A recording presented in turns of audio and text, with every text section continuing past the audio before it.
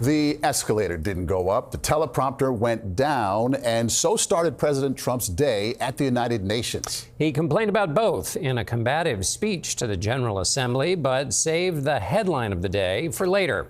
In a major rhetorical shift, the president backed off his long insistence that Ukraine would have to concede territory to Russia in order to end the war.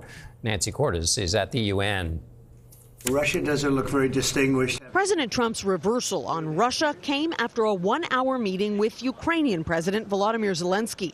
In a post online, Trump said, "I think Ukraine, with the support of the European Union, is in a position to fight and win all of Ukraine back in its original form." I really do feel that way. Let them get their land back.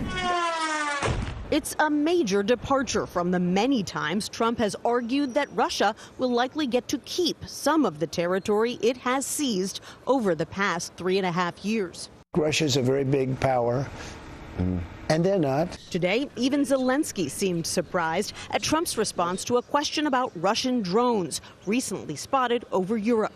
Do you think that NATO countries should shoot down Russian aircraft if they enter their airspace? Yes, I do. Just hours earlier in his UN address, Trump had berated Western allies. I'm really good at this stuff. Your countries are going to hell. With hundreds of world leaders looking on, Trump urged wealthy nations to seal their borders, as he has. Europe is in serious trouble. They've been invaded by a force of illegal aliens like nobody's ever seen before. He also urged them to reject clean energy, calling global warming a hoax. It's the greatest con job ever perpetrated on the world, in my opinion. His combative tone was fueled in part by a faulty escalator that stopped just as he and the First Lady were heading in for his address. The teleprompter is not working. A second malfunction didn't help.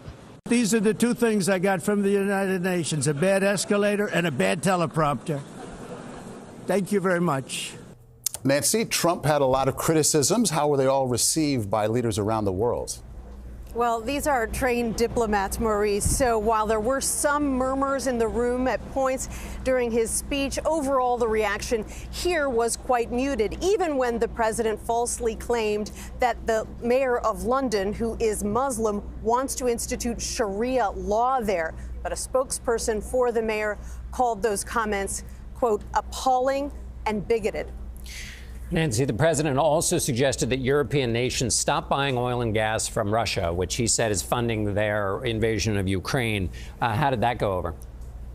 John, the president of the European Commission said he was exactly right. And she said that European nations have already largely phased out Russia and Russian oil and gas imports, and that they're going to be phasing the rest out by the end of the year. But the speech and that argument would have been carried even further had the president not also been using his speech to argue that Europeans should stop relying on homegrown renewable energy. All right. Nancy Cordes at the UN. Thank you.